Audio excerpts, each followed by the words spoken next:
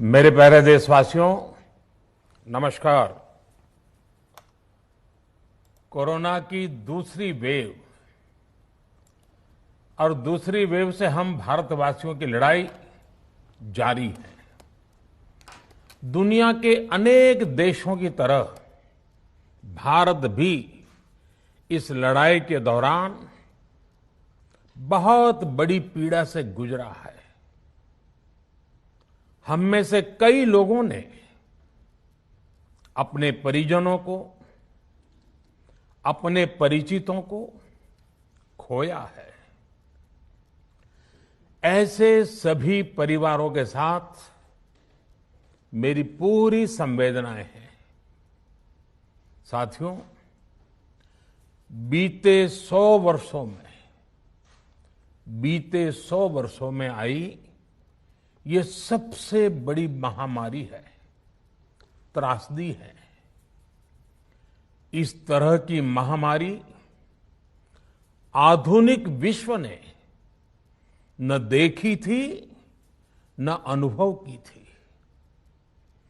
इतनी बड़ी वैश्विक महामारी से हमारा देश कई मोर्चों पर एक साथ लड़ा है।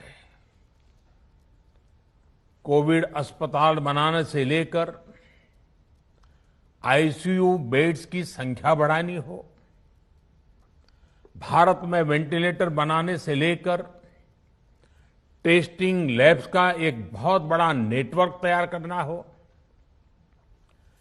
कोविड से लड़ने के लिए बीते 1.25 साल में ही देश में एक नया हेल्थ इंफ्रास्ट्रक्चर तैयार किया गया है।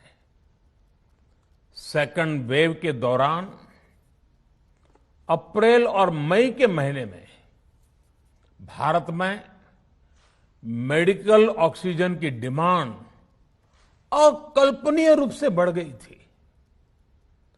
भारत के इतिहास में कभी भी इतनी मात्रा में मेडिकल ऑक्सीजन की जरूरत कभी भी महसूस नहीं की गई। इस जरूरत को पूरा करने के लिए युद्ध स्तर पर काम किया गया। सरकार के सभी तंत्र लगे। ऑक्सीजन रेल चलाई गई, एयरफोर्स के विमानों को लगाया गया, नौसेना को लगाया गया। बहुत ही कम समय में लिक्विड मेडिकल ऑक्सीजन के प्रोडक्शन में 10 गुना से ज्यादा बढ़ाया गया।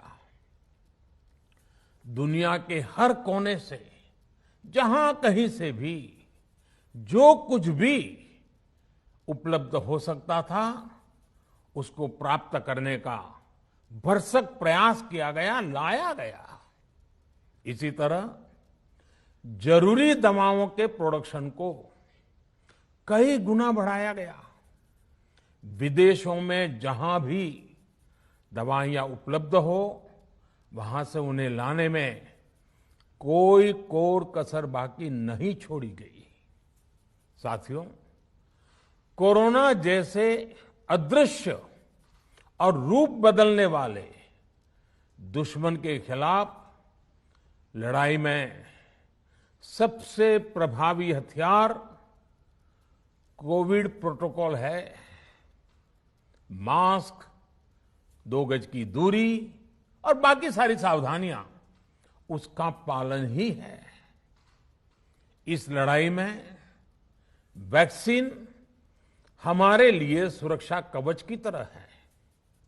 आज पूरे विश्व में वैक्सीन के लिए जो मांग है, उसकी तुलना में उत्पादन करने वाले देश और वैक्सीन बनाने वाली कंपनियां बहुत कम है, इन्हीं गिनी हैं। कल्पना करिए कि अभी हमारे पास भारत में बनी वैक्सीन नहीं होती तो आज भारत जैसे विशाल देश में क्या होता। आप पिछले 50-60 साल का इतिहास देखेंगे तो पता चलेगा कि भारत को विदेशों से वैक्सीन प्राप्त करने में दशकों लग जाते थे। विदेशों में वैक्सीन का काम पूरा हो जाता था, तब भी हमारे देश में वैक्सीनेशन का काम शुरू भी नहीं हो पाता था। पोलियो की वैक्सीन हो, स्मॉल पॉक्स, जहां गांव में हम इसको चेचक कहते हैं, चेचक की वैक्सीन हो, हेपेटाइटिस बी की वैक्सीन हो, इनके लिए देशवासियों ने दशकों तक इंतजार किया था। जब 2014 में देशवासियों ने हमें सेवा का अवसर दिया, तो भारत में वैक्सीनेशन का कवरेज 2014 में भारत में वैक्सीनेशन का कवरेज सिर्फ 60% के आसपास था, 60% के आसपास था। और हमारी दृष्टि में ये बहुत चिंता की बात थी। जिस रफ्तार से भारत का टीकाकरण कार्यक्रम चल रहा था, उस रफ्तार से देश को 100% टीकाकरण कवरेज का लक्ष्य हासिल करने में करीब करीब 40 साल लग जाते हैं। हमने इस समस्या के समाधान के लिए मिशन इंद्रधनुष को लॉन्च किया। हमने तय किया कि मिशन इंद्रधनुष के माध्यम से युद्ध स्तर पर वैक्सीनेशन किया जाएगा और देश में जिसको भी वैक्सीनेशन की जरूरत है उसे वैक्सीन देने का प्रयास होगा। हमने मिशन मोड में काम किया और सिर्फ 5-6 साल में ही वैक्सीनेशन कवरेज 60% से बढ़कर 90% से भी ज्यादा हो गई। 60 से 90, यानी हमने वैक्सीनेशन की स्पीड भी बढ़ाई और दायरा भी बढ़ाया।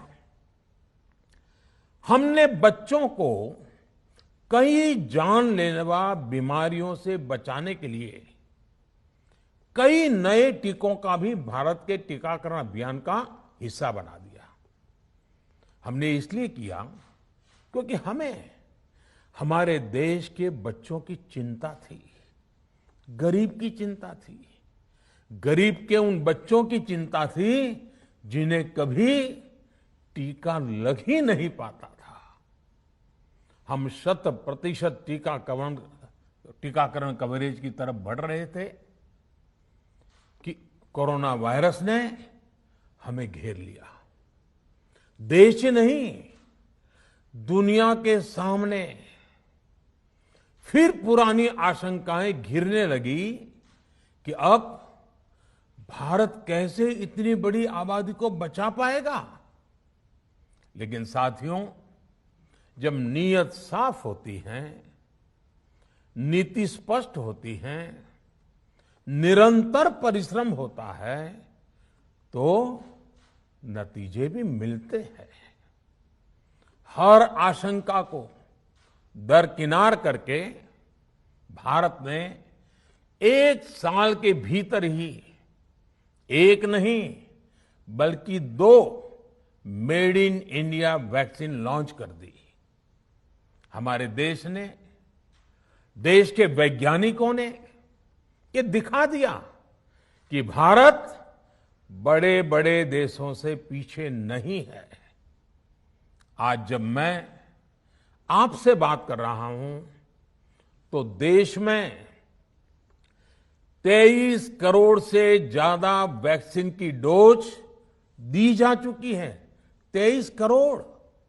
साथियों, हमारे यहां कहा जाता है विश्वासेन सिद्धिः, विश्वासेन सिद्धिः, अर्थात हमारे प्रयासों में हमें सफलता तब मिलती है जब हमें स्वयं पर विश्वास होता है। हमें पूरा विश्वास था कि हमारे वैज्ञानिक बहुत ही कम समय में वैक्सीन बनाने में सफलता हासिल कर लेंगे। इसी विश्वास के चलते जब हमारे वैज्ञानिक अपना रिसर्च वर्क कर ही रहे थे, तभी हमने लॉजिस्टिक्स और दूसरी तैयारियां शुरू कर दी थी। आप सब भली भांति जानते हैं कि पिछले साल यानी 1 साल पहले, पिछले साल अप्रैल में जब कोरोना के कुछ ही हजार केस थे, उसी समय वैक्सीन टास्क फोर्स का गठन कर दिया गया था। भारत के लिए वैक्सीन बनाने वाली कंपनियों को सरकार ने हर तरह से सपोर्ट किया। वैक्सीन निर्माताओं को क्लिनिकल ट्रायल में मदद की गई। रिसर्च और डेवलपमेंट के लिए जरूरी फंड दिया गया। हर स्तर पर सरकार उनके साथ कंधे से कंधा मिलाकर चली। आत्मनिर्भर भारत पैकेज के तहत मिशन कोविड सुरक्षा के माध्यम से भी उन्हें हजारों करोड़ रुपए उपलब्ध कराए गए। पिछले काफी समय से देश लगातार जो प्रयास और परिश्रम कर रहा है, उससे आने वाले दिनों में वैक्सीन की सप्लाई और भी ज्यादा बढ़ने वाली है। आज देश में 7 कंपनियां विभिन्न प्रकार की वैक्सीन का प्रोडक्शन कर रही है। 3 और वैक्सीन का ट्रायल भी एडवांस स्टेज पे चल रहा है। वैक्सीन की उपलब्धता बढ़ाने के लिए दूसरे देशों की कंपनियों से भी वैक्सीन खरीदने की प्रक्रिया को तेज किया गया है। इधर हाल के दिनों में कुछ एक्सपर्ट्स द्वारा हमारे बच्चों को लेकर भी चिंता जताई गई है। इस दिशा में भी 2 वैक्सीन का ट्रायल तेजी से चल रहा है। इसके अलावा अभी देश में एक नेजल वैक्सीन पर भी रिसर्च जारी है। इसे सिरिंज से न देकर नाक में स्प्रे किया जाएगा। देश को अगर निकट भविष्य में इस वैक्सीन पर सफलता मिलती है, तो इससे भारत के वैक्सीन अभियान में और ज्यादा तेजी आएगी। साथियों, इतने कम समय में वैक्सीन बनाना अपने आप में पूरी मानवता के लिए बहुत बड़ी उपलब्धि है, लेकिन इसकी अपनी सीमाएं भी हैं। वैक्सीन बनने के बाद भी दुनिया के बहुत कम देशों में वैक्सीनेशन प्रारंभ हुआ और ज्यादातर समृद्ध देशों में ही शुरू हुआ। WHO ने वैक्सीनेशन को लेकर गाइडलाइंस दी। वैज्ञानिकों ने वैक्सीनेशन की रूपरेखा रखी और भारत ने भी जो अन्य देशों की बेस्ट प्रैक्टिसेस थी, विश्व स्वास्थ्य संगठन WHO के मानक थे, उसी आधार पर चरणबद्ध तरीके से वैक्सीनेशन करना तय किया। केंद्र सरकार ने मुख्यमंत्रियों के साथ हुई अनेकों बैठकों से जो सुझाव मिले, संसद के विभिन्न दलों के साथियों द्वारा जो सुझाव मिले, उसका भी पूरा ध्यान रखा। इसके बाद ही ये तय हुआ कि जिन्हें कोरोना से ज्यादा खतरा है, उन्हें प्राथमिकता दी जाएगी। इसलिए ही हेल्थ वर्कर्स, फ्रंटलाइन वर्कर्स, 60 वर्ष की आयु से ज्यादा के नागरिक, बीमारियों से ग्रसित 45 वर्ष से ज्यादा आयु के नागरिक, इन सभी को वैक्सीन पहले लगनी शुरू हुई है। आप कल्पना कर सकते हैं कि अगर कोरोना की दूसरी वेव से पहले हमारे फ्रंटलाइन वर्कर्स को वैक्सीन नहीं लगी होती तो क्या होता? सोचिए, हमारे डॉक्टर्स, नर्सिंग स्टाफ को वैक्सीन ना लगी तो क्या होता? अस्पतालों में सफाई करने वाले हमारे भाई बहनों को, एम्बुलेंस के हमारे ड्राइवर्स भाई बहनों को वैक्सीन ना लगी होती तो क्या होता? ज्यादा से ज्यादा हेल्थ वर्कर्स को वैक्सीनेशन होने की वजह से ही वो निश्चिंत होकर दूसरों की सेवा में लग पाए, लाखों देशवासियों का जीवन बचा पाए। लेकिन देश में कम होते कोरोना के मामलों के बीच केंद्र सरकार के सामने अलग अलग सुझाव भी आने लगे, भिन्न भिन्न मांगे होने लगी, पूछा जाने लगा, सब कुछ भारत सरकार ही क्यों तय कर रही है? राज्य सरकारों को छूट क्यों नहीं दी जा रही है? राज्य सरकारों को लॉकडाउन की छूट क्यों नहीं मिल रही है? One size does not fit all जैसी बातें भी कही गई।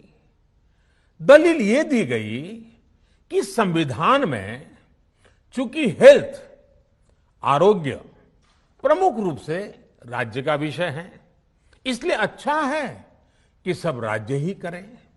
इसलिए इस दिशा में एक शुरुआत की गई।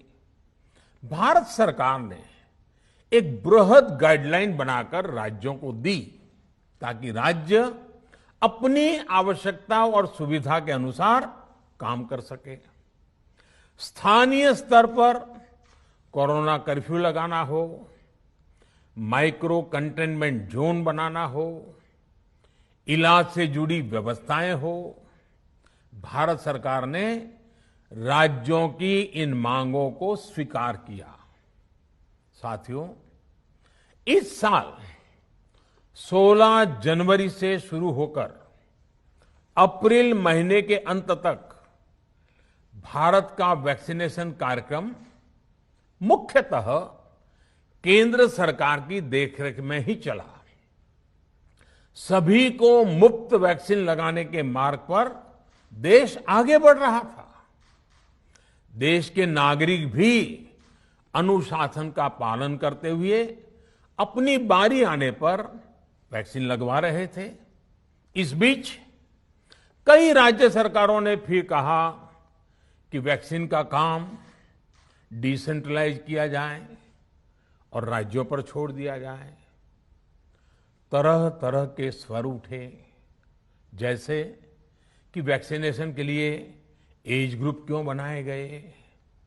दूसरी तरफ किसी ने कहा कि उम्र की सीमा आखिर केंद्र सरकार ही क्यों तय करे। कुछ आवाजें तो ऐसी भी उठी कि बुजुर्गों का वैक्सीनेशन पहले क्यों हो रहा है। भांति भांति के दबाव भी बनाए गए। देश के मीडिया के एक वर्ग ने इसे कैंपेन के रूप में भी चलाया। साथियों, काफी चिंतन मनन के बाद इस बात पर सहमति बनी कि राज्य सरकारें अपनी तरफ से भी प्रयास करना चाहती हैं, तो भारत सरकार को क्यों इतराज हो और भारत सरकार इतराज क्यों करे। राज्यों की इस मांग को देखते हुए, उनके आग्रह को ध्यान में रखते हुए 16 जनवरी से जो व्यवस्था चली आ रही थी, उसमें प्रयोग के तौर पर एक बदलाव किया गया। हमने सोचा कि राज्य ये मांग कर रहे हैं, उनका उत्साह है, तो चलो भाई 25% का काम उन्हीं को सुपुर्द कर दिया जाए, उन्हीं को दे दिया जाए। स्वाभाविक है 1 मई से राज्यों को 25% काम उनके हवाले कर दिया गया। उसे पूरा करने के लिए उन्होंने अपने अपने तरीके से प्रयास भी किए। इतने बड़े काम में किस तरह की कठिनाइयां आती हैं, ये भी उनके ध्यान में आने लगा। उनको पता चला पूरी दुनिया में वैक्सीन की क्या स्थिति है, इसकी सच्चाई से भी राज्य परिचित हुए। और हमने देखा, एक तरफ मई में सेकेंड वेव, दूसरी तरफ वैक्सीन के लिए लोगों का बढ़ता रुझान, और तीसरी तरफ राज्य सरकारों की कठिनाइयां। मई में 2 सप्ताह बीतते बीतते कुछ राज्य खुले मन से ये कहने लगे कि पहले वाली व्यवस्था ही अच्छी थी। धीरे धीरे इसमें कई राज्य सरकारें जुड़ती चली गई। वैक्सीन का काम राज्यों पर छोड़ा जाए, जो इसकी वकालत कर रहे थे उनके विचार भी बदलने लगे। एक अच्छी बात रही कि समय रहते राज्य पुनर्विचार की मांग के साथ फिर आगे आए। राज्यों की इस मांग पर हमने भी सोचा कि देशवासियों को तकलीफ ना हो, सुचारू रूप से उनका वैक्सीनेशन हो। इसके लिए 1 मई के पहले वाली, यानी 1 मई के पहले 16 जनवरी से अप्रैल अंत तक जो व्यवस्था थी, पहले वाली पुरानी व्यवस्था को फिर से लागू किया जाए। साथियों, आज ये निर्णय लिया गया है कि राज्यों के पास वैक्सीनेशन से जुड़ा जो 25% काम था, उसकी जिम्मेदारी भी भारत सरकार उठाएगी। ये व्यवस्था आने वाले 2 सप्ताह में लागू की जाएगी। इन 2 सप्ताह में केंद्र और राज्य सरकारें मिलकर नई गाइडलाइंस के अनुसार आवश्यक तैयारी कर लेगी। संयोग है कि 2 सप्ताह बाद 21 जून को ही अंतर्राष्ट्रीय योग दिवस भी है। 21 जून सोमवार से देश के हर राज्य में 18 वर्ष से ऊपर की उम्र के सभी नागरिकों के लिए भारत सरकार राज्यों को मुफ्त वैक्सीन मुहैया कराएगी। वैक्सीन निर्माताओं से कुल वैक्सीन उत्पादन का 75% हिस्सा भारत सरकार खुद ही खरीदकर राज्य सरकारों को मुफ्त देगी। यानी देश की किसी भी राज्य सरकार को वैक्सीन पर कुछ भी खर्च नहीं करना होगा। अब तक देश के करोड़ों लोगों को मुफ्त वैक्सीन मिली है। अब 18 वर्ष की आयु के लोग भी इसमें जुड़ जाएंगे। सभी देशवासियों के लिए भारत सरकार ही मुफ्त वैक्सीन उपलब्ध करवाएगी। गरीब हो, निम्न मध्यम वर्ग हो, मध्यम वर्ग हो या फिर उच्च वर्ग, भारत सरकार के अभियान में मुफ्त वैक्सीन ही लगाई जाएगी।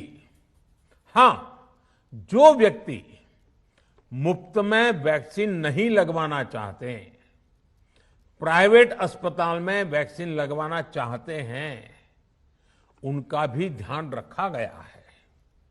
देश में बन रही वैक्सीन में से 25% प्राइवेट सेक्टर के अस्पताल सीधे ले पाए, ये व्यवस्था जारी रहेगी। प्राइवेट अस्पताल वैक्सीन की निर्धारित कीमत के उपरांत एक डोज पर अधिकतम 150 रुपये ही सर्विस चार्ज ले सकेंगे। इसकी निगरानी करने का काम राज्य सरकारों के पास ही रहेगा। साथियों, हमारे शास्त्रों में कहा गया है प्राप्य आपदम न व्यथते कदाचित, उद्योगम अनु इच्छति चा प्रमत्तः। अर्थात विजेता आपदा आने पर उससे परेशान होकर हार नहीं मानते, बल्कि उद्यम करते हैं, परिश्रम करते हैं और परिस्थिति पर जीत हासिल करते हैं।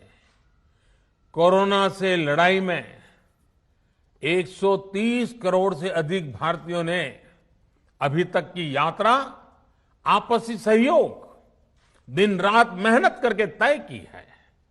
आगे भी हमारा रास्ता हमारे श्रम और सहयोग से ही मजबूत होगा।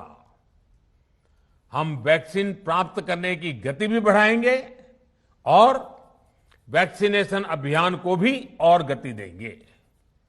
हमें याद रखना है कि भारत में वैक्सीनेशन की रफ्तार आज भी दुनिया में बहुत तेज है, अनेक विकसित देशों से भी तेज है।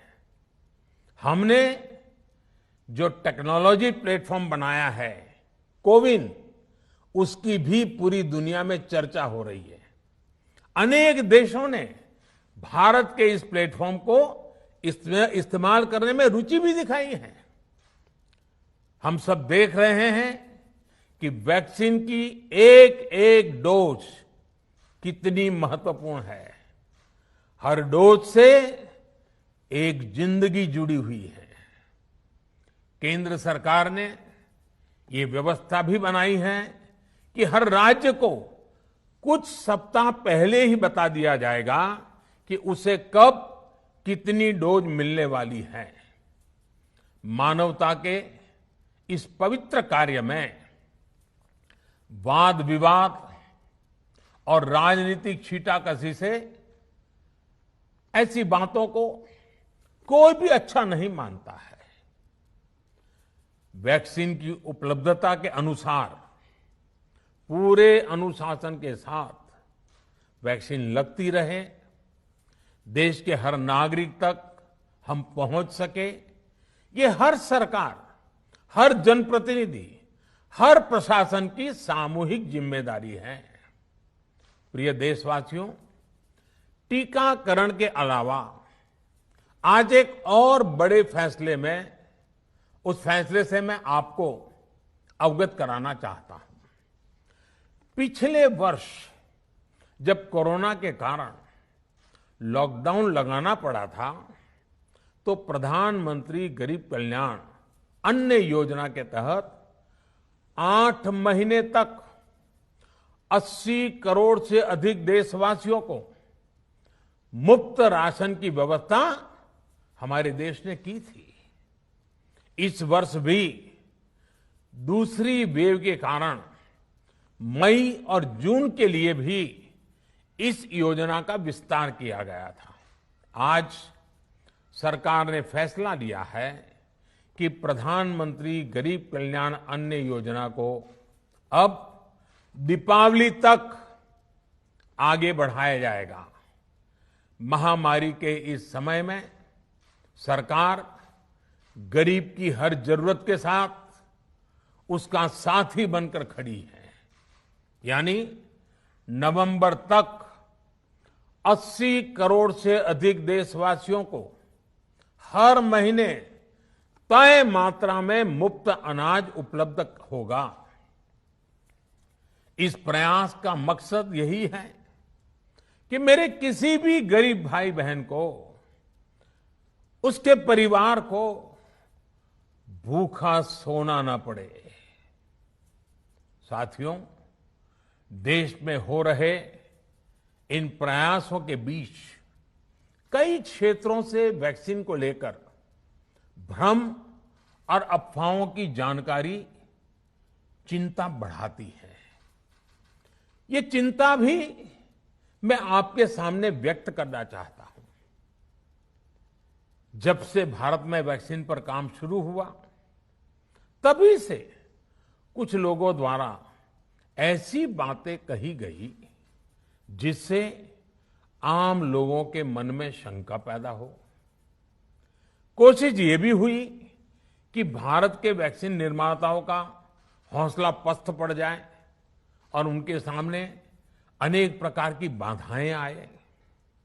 जब भारत की वैक्सीन आई तो अनेक माध्यमों से शंका आशंका को और बढ़ाया गया। वैक्सीन न लगवाने के लिए भांति भांति के तर्क प्रचारित किए गए। इन्हें भी देश देख रहा है। जो लोग वैक्सीन को लेकर आशंका पैदा कर रहे हैं, अफवाहें फैला रहे हैं, वो भोले भाले भाई बहनों के जीवन के साथ बहुत बड़ा खिलवाड़ कर रहे हैं। ऐसी अफवाहों से सतर्क रहने की जरूरत है।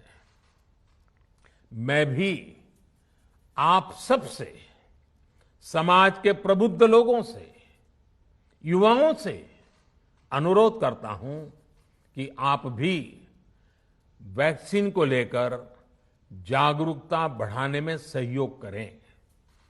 अभी कई जगहों पर कोरोना कर्फ्यू में ढील दी जा रही है, लेकिन इसका मतलब ये नहीं कि हमारे बीच से कोरोना चला गया है।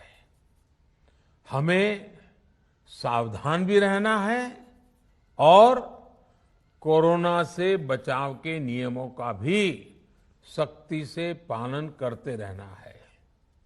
मुझे पूरा विश्वास है हम सब कोरोना से इस जंग में जीतेंगे। भारत कोरोना से जीतेगा। इन्हीं शुभकामनाओं के साथ आप सभी देशवासियों का बहुत बहुत धन्यवाद।